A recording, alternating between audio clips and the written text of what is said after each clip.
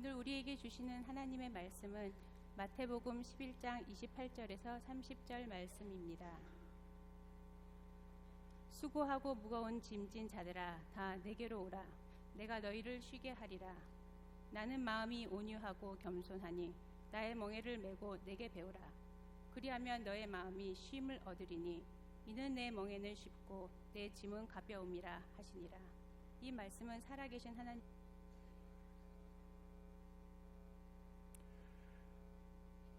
아름다운 음악을 들으면서도 소리만 들릴 뿐 마음에 감동이 흐르지 않는다면 지금은 쉴 때입니다. 가족들 얼굴을 마주보고도 살짝 웃어주지 못한다면 지금은 쉴 때입니다. 아침에 눈을 떴을 때 창문을 비추는 아침 햇살이 눈부시게 느껴지지 않는다면 지금은 쉴 때입니다. 오랜만에 걸려온 친구의 전화를 받고 바쁘다라는 말만 하고 끊었다면 지금은 쉴 때입니다. 아름다운 자연을 보면서도 마음에 아무런 감동이 흐르지 않는다면 지금은 쉴 때입니다. 사랑하는 사람과 헤어진 뒤 멀어지는 뒷모습을 보기 위해 한 번 더 뒤돌아보지 않는다면 지금은 쉴 때입니다. 제가 얼마 전 인터넷에서 이렇게 돌아다니는 그 글이었는데 마음에 울림이 있어서 이 글을 인용해 봅니다. 오늘은 주인 되심, owner라고 하는 그 소망의 HOPE 이 말씀을 가지고 owner에 대해서 생각해 보고자 합니다. 영어 표현에 우리가 한국 사람들은 잘 쓰지 않는 표현입니다만 젊은 사람들이 주로 쓰는 표현이 있습니다. I got owned. 같이 게임을 하거나 무슨 일을 할 때에 도대체 상대편과 상대가 되지 않는 거예요. 그래서 그 사람에 의해서 완전히 그 사람이 나를 쥐고 놀았다, 혹은 내가 아무런 능력이 없이 당했다, 그냥 당하는지 모르고도 내가 당했다, 완전히 무력한 상태에서 당했다, 이러한 얘기가 I got owned, 그 사람이 나를 완전히 쥐고 있었다, 주인이 됐었다 라는 표현입니다. 예전에 한두 번 나눈 적이 있습니다만 제독학자, 한국 사람인데 독일에 가서 글을 썼는데 굉장히 유명하신 분이 계십니다. 2013년 정도 되는 것 같습니다. 피로사회라는 글을 쓰신 분이십니다. 현존하는 모든 시스템의 비만 상태, 즉 정보 시스템, 커뮤니케이션 시스템, 생산 시스템 모두는 지금 비만 상태이다. 이분 이렇게 얘기를 하고 있습니다. 이 피로사회라는 글은 굉장히 반향을 독일에서도 일으켰지만 한국 사회에서도 한국분이 이러한 글을 쓰셨기 때문에 유명해지기도 했지만 한국 사회를 잘 보여주기 때문에 아주 이 글들을 조그마한 책이지만 굉장히 깊은 내용이 담겨져 있어서 많은 사람들이 보고 저도 그 책을 보고 많은 생각을 하게 됐습니다. 과잉 생산, 과잉 가동, 과잉 커뮤니케이션 등 폭력적으로 이 모든 것들이 다가온다. 이분이 이렇게 얘기를 하고 있습니다. 모든 것이 과잉하게 우리에게 작동하고 있을 때에 이게 폭력적으로 우리가 원하지 않았지만 억지로 막 다가오는 거예요. 그래서 그 결과는 영적인 상태가 소진, 피로, 질식 등이 이루어진다라고 하는 얘기입니다.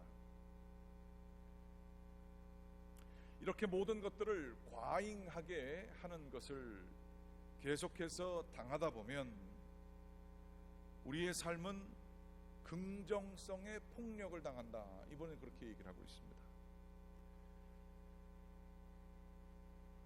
우리가 생각하는 바 군대라든지 감옥이라든지 병원이라든지 공장이라든지 하는 것은 규율 사회입니다.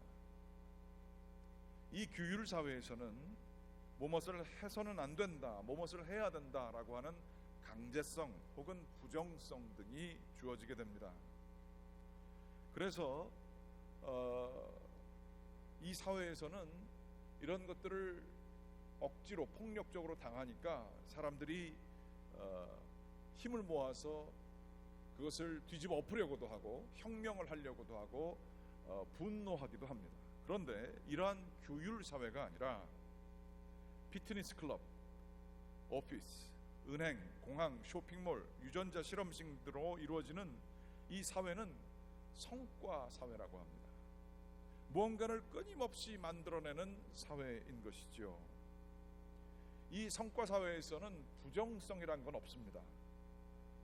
강제하거나 규율, 부정적으로 무엇을 하지 말라고 하는 것은 없고 무한정 할 수 있음이 강조가 됩니다. 성과 사회의 대표적인 모습이지요.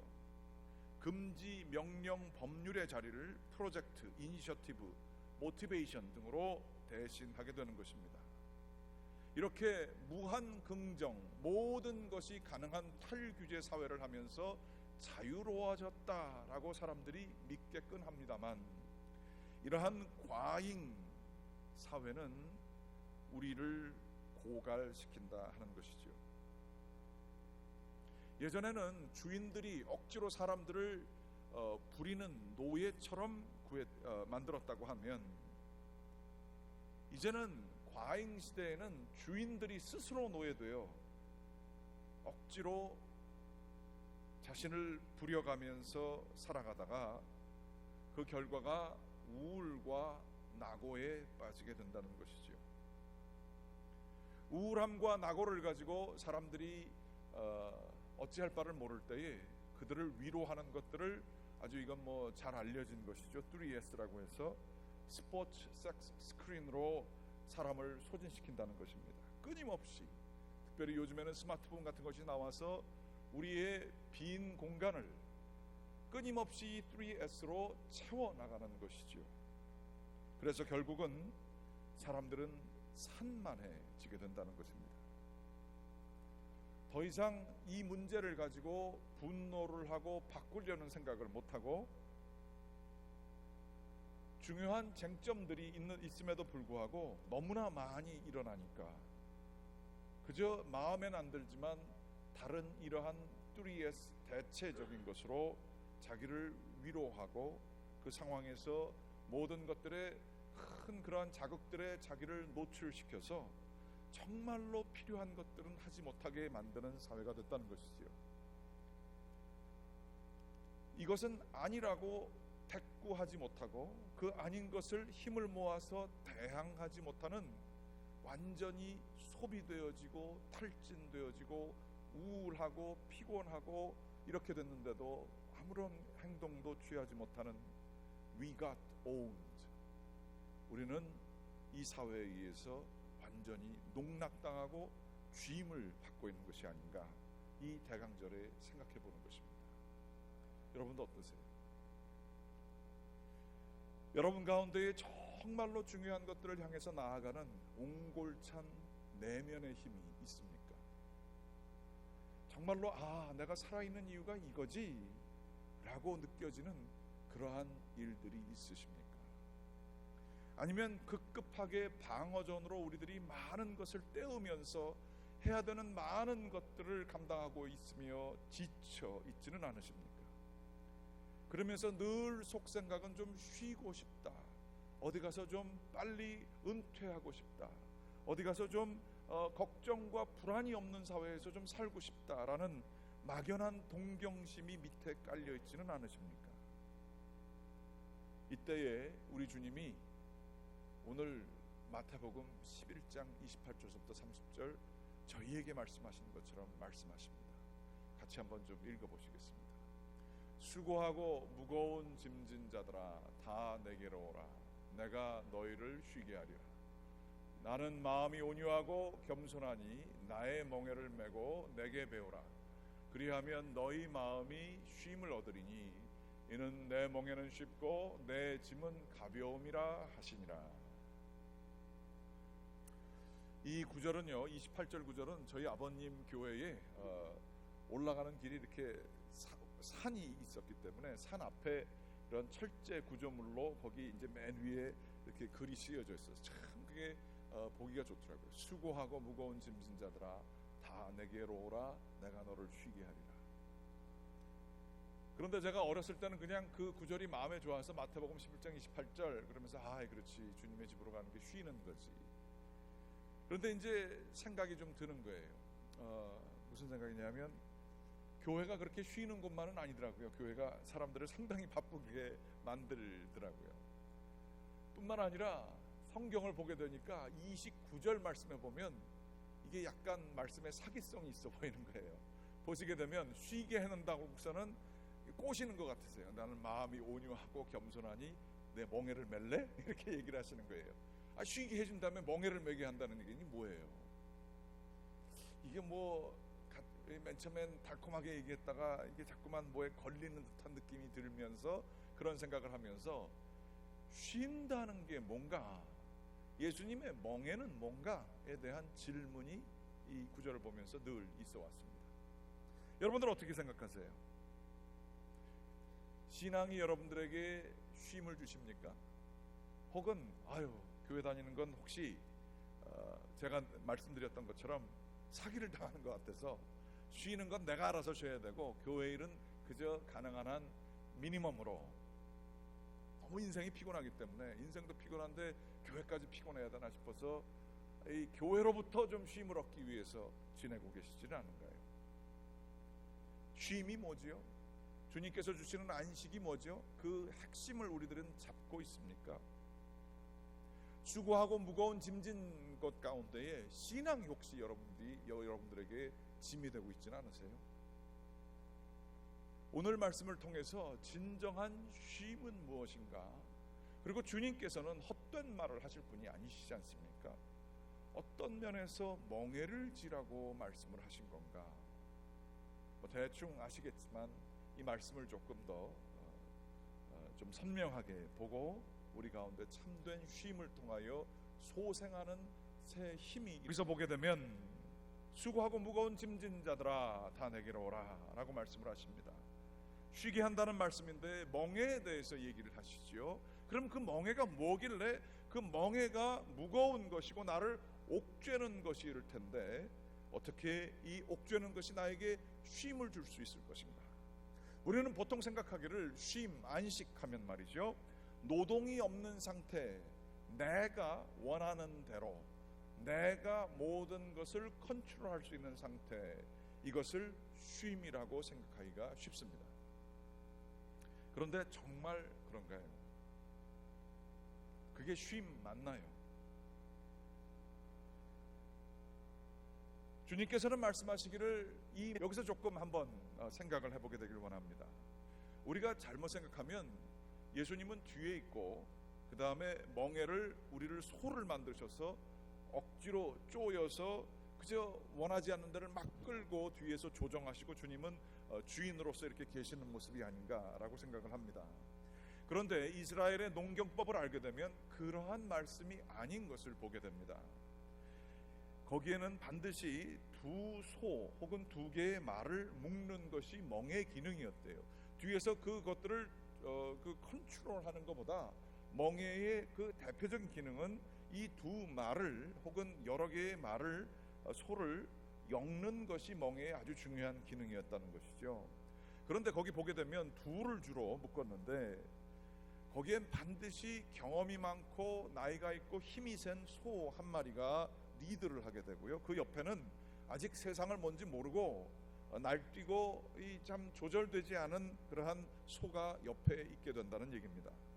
그래서 힘이 세고 방향이 있는 이 소가 오히려 리드를 해서, 주인보다도 그 소가 리드를 해서 그 옆에 소가 따라오게 되는데 그것이 멍에로 엮여진다라고 하는 것이죠. 여기서 멍에, 쥐고스라고 하는 이 히라버는 연합하다라고 하는 단어에서 유래됐다는 것이죠. 얽매다가 아니라 연합하다입니다. 다시 말하자면 예수님께서는 예수님 자신이 멍에를 메고 예수님께서 이 길을 걸어가고 계신데 내 옆자리에 네가 좀 와 오겠니? 라고 하는 말씀을 하시는 것이죠.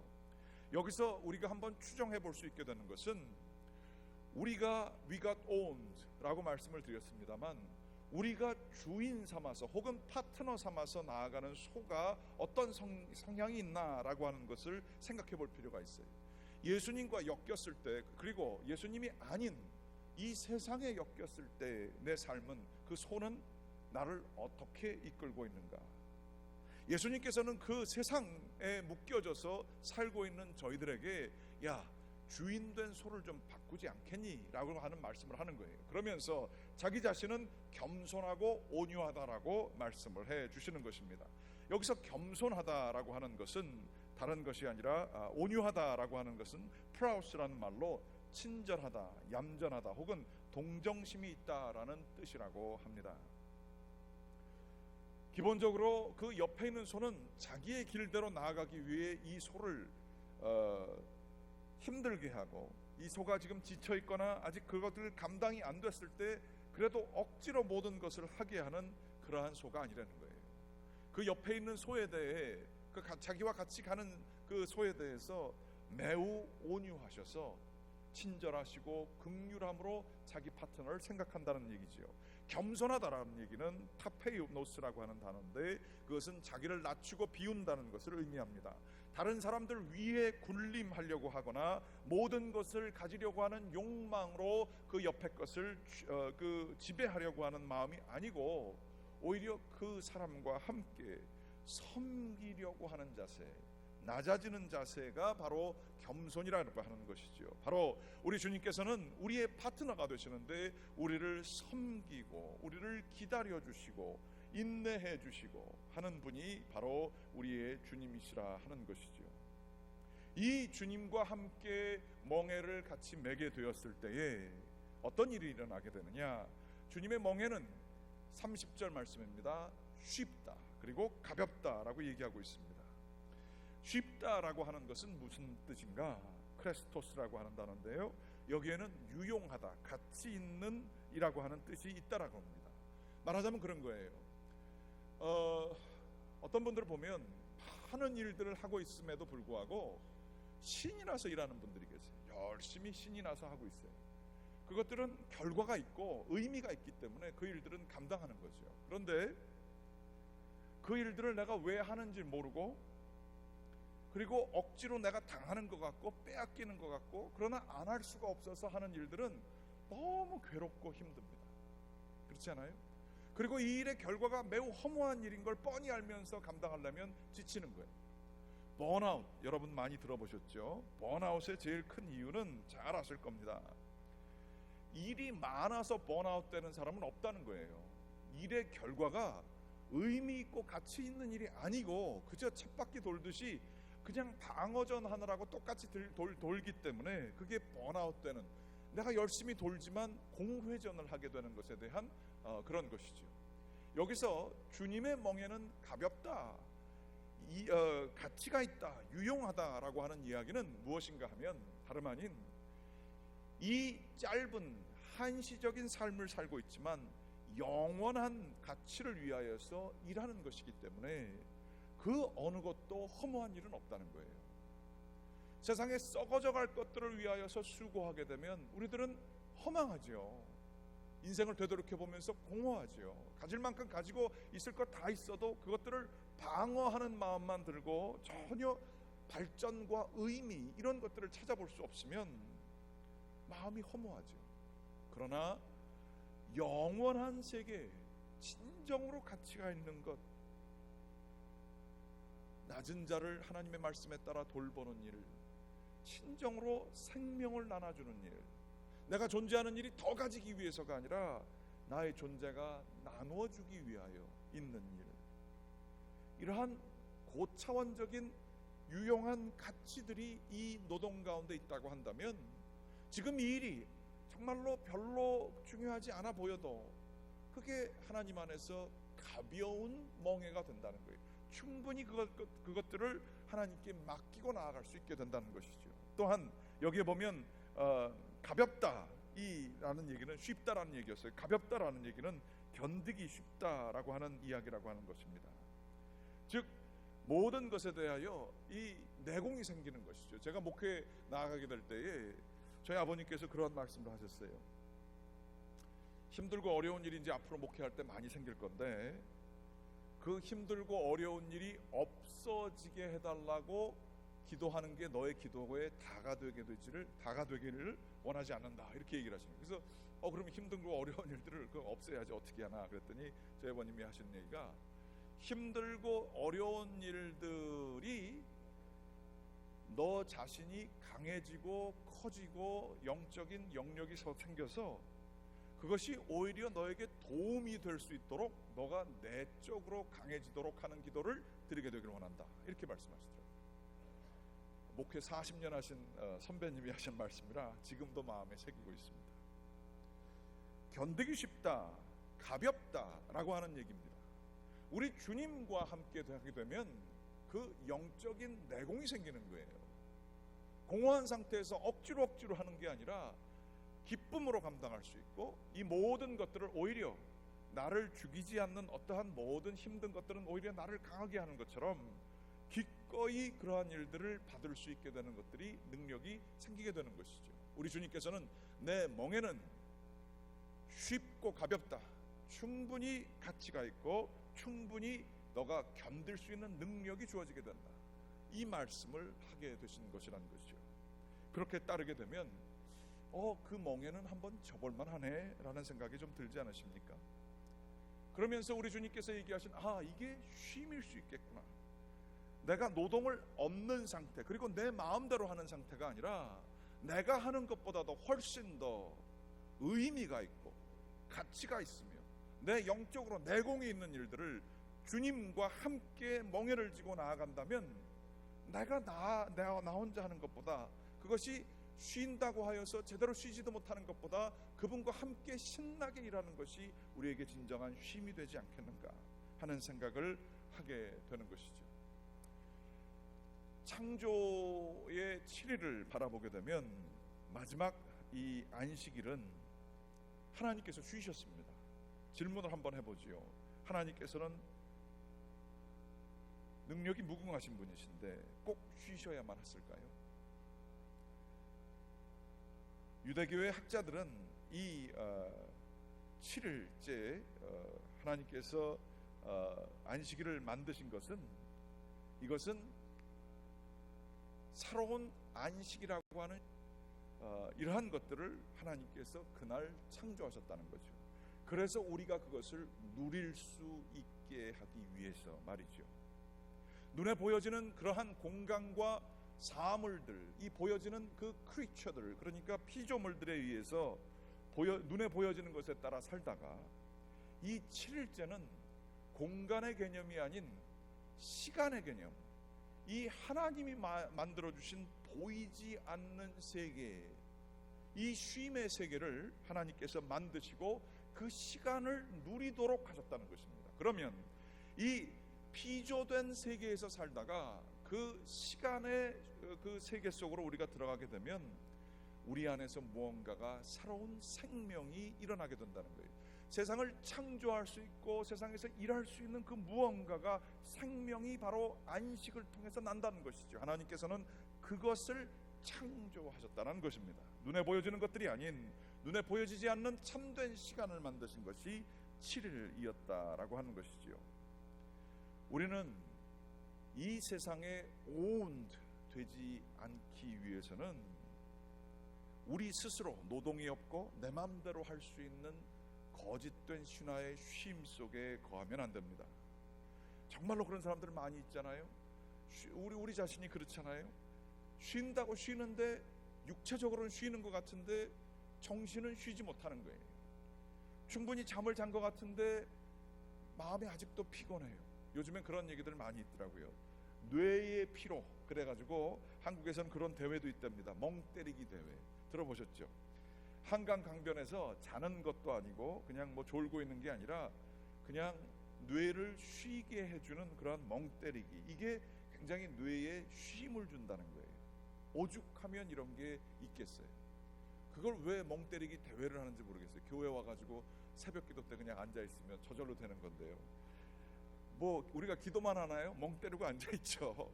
가만히 명상하고 있으면 저절로 되는 거예요. 그러면서 뇌가 쉬는 거예요. 그런데 이 쉼을 통해, 뇌가 쉬는 걸 통해서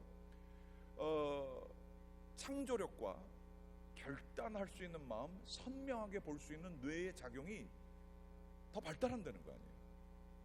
근데 우리는 그 시간에 어떤 신화에 붙들려서 우리 자신을 내어버립니다. 그게 뭡니까? 커야지 좋고요, 바빠야지 좋고요, 그 그 다음에 빨라야지 좋습니다. 그래서 가능한 한 많은 인포메이션들을 내가 다 받아들이는 게 필요한 거예요. 끊임없이 더 빠르게 돌아가는 것, 자극적인 것들, 그리고 많이 알아야 되는 것들, 이런 것에 아주 그냥 스마트폰이나 미디어를 통해서 빠져들어가 가지고 그런 걸 하면 뭔가 하는 것 같거든요. 뭔가 생산하는 것 같거든요. 뭔가를 배우는 것 같거든요.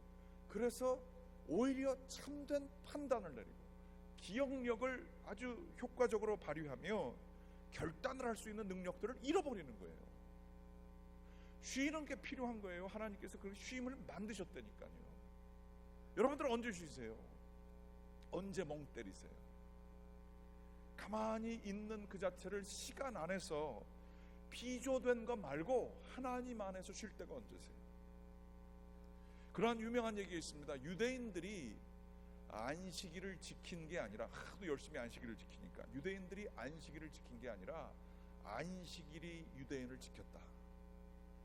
안식을 통해서 유대인의 유대인됨을 지켜낼 수 있었다는 거예요.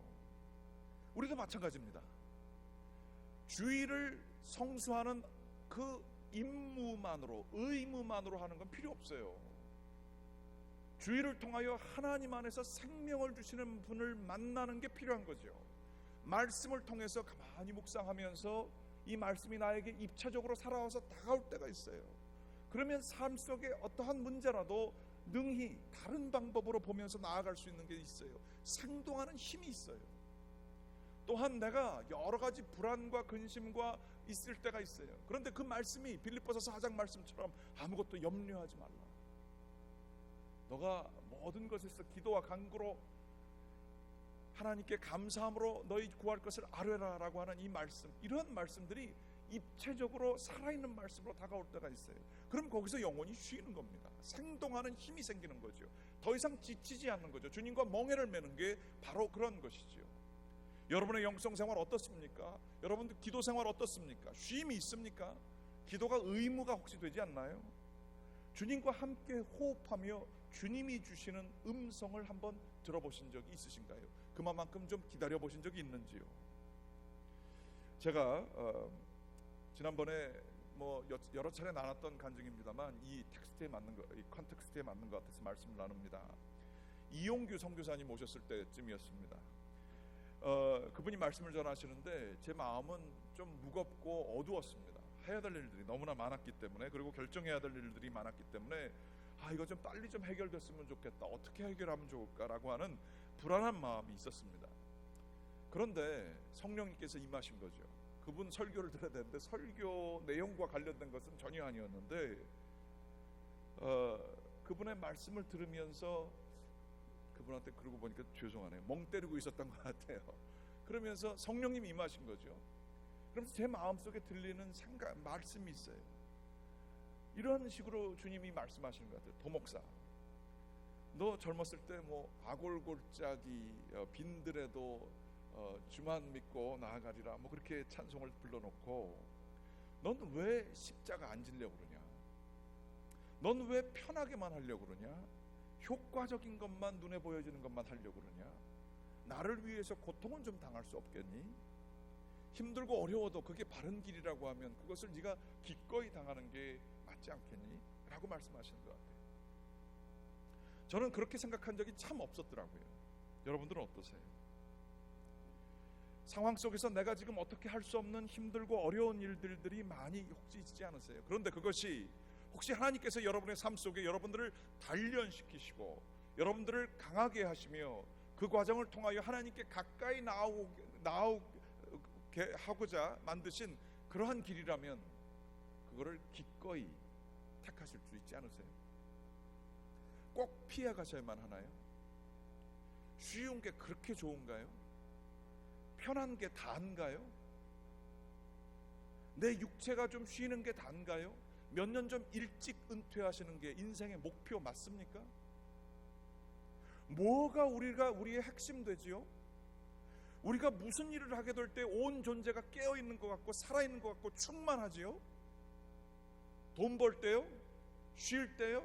육체적으로 그렇게 할 때요? 쾌락을 누릴 때요? 그러면서도 불안하지 않으세요? 내 인생이 이렇게 끝나는 건가? 안 그러시면 할 수 없고요. 정말로 하나님 앞에서 이 짧은 인생이지만 영원한 것을 위해서 무언가를 의미 있는 일을 할 때 제가 경험한 바에 의하면 짜릿짜릿합니다.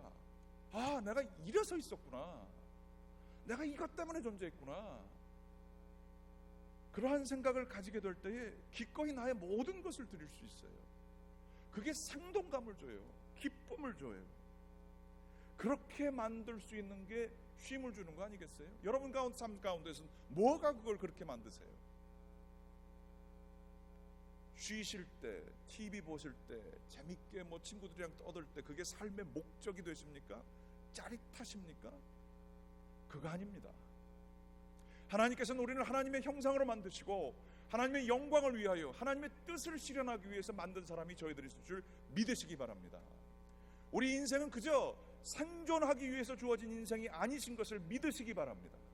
하나님 앞에서 하나님의 뜻을 행하고 영원한 것을 위해서 나아가게 될 때에 그 힘들을 얻게 될 때에 우리의 삶 속에서는 기쁨이 있을 수 있어요. 내가 지금 하고 있는 똑같은 일이라도 반복적으로 정말로 지겨운 일이라 생각하는 것이 아니라 주님이 주신 일이라 생각하고 이것이 나의 갈 길이라고 생각하고 이것을 통해서만 주님께서 축복을 주시고 이것이 바로 내가 감당해야 될 십자가임을 깨닫게 될 때에 기꺼이 나의 일상을 감당할 수 있습니다. 하나님께서 또한 합력해서 선을 이루시게 하고자 하는 놀라운 경륜 속에 내가 들어가 있는 줄 알게 되면 이거 지금 충분히 감당할 수 있죠. 이것을 통해서 역전을 시켜주실 것이니까. 그렇게 우리 주님과 함께 우리의 생각이 연결되어지게 되면 우리는 마음속에 주님의 멍에를 메고 가볍고 쉬운 멍에를 메고 우리 가운데에 정말로 주님이 주시는 안식을 쉼을 누릴 수 있게 되는 것이죠. 다시 한번 도전합니다. 여러분 어떻게 쉬는 게 쉬는 거죠? 어떻게 사는 게 정말 fully 사는 거죠? 의미 있는 거죠. 노동이 없는 상태, 내가 육체적으로 고단하지 않은 상태, 혹은 그냥 돈 걱정 안 하는 상태, 이게 쉼의 전부 맞습니까? 그런 것들을 충분히 감당하면서도 내적인 평안이 있고 내적인 열정이 있어서 그런 것들을 능히 이겨낼 수 있는 상황, 그런 삶의 환경과 조건에서도 무너지지 않을 수 있는 그 어떤 그 영적인 상태, 그게 있으면 모든 게 다 해결되는 거 아니겠어요? 원하고 기도를 드립니다. 우리 주님께서 우리를 부르십니다. 우리 주님께서 너 피곤하냐? 무의미하냐? 불안하냐? 다 내게로 오라. 내가 너를 쉬게 하리라. 주님께서 저희와 함께 하시기를 간절히 기원합니다. 기도하시겠습니다. 아버지 하나님 감사합니다. 주님의 전에 저희들 나왔습니다. 주님의 말씀 받았습니다. 아버지 하나님, 저희들 영원한 것을 위해서 살게 도와주시옵소서. 그리고 지금 저희들이 살고 있는 이 삶도 주님이시여 단조롭고 때로는 지루하며 또한 너무나 피곤할 때도 많이 있습니다. 그러나 주님과 함께 이 짐을 매게 되면 저희의 욕심 때문에, 저희의 목적 때문에 사는 것이 아니라 주님이 주시는 것인 줄 알고 능히 감당할 수 있을 줄 믿습니다. 주님이시여 저희들 피곤한 것이라 할지라도 주님의 십자가를 생각하며 감당하게 하시고 우리 주님과 함께라면 주님이시여 모든 것 가운데에 쉽고 가벼운 멍에가 됨을 믿습니다. 주여 저희와 동행하여 주시고 저희를 새롭게 하여 주시옵소서. 이 모든 말씀 예수 그리스도의 이름으로 기도드렸습니다.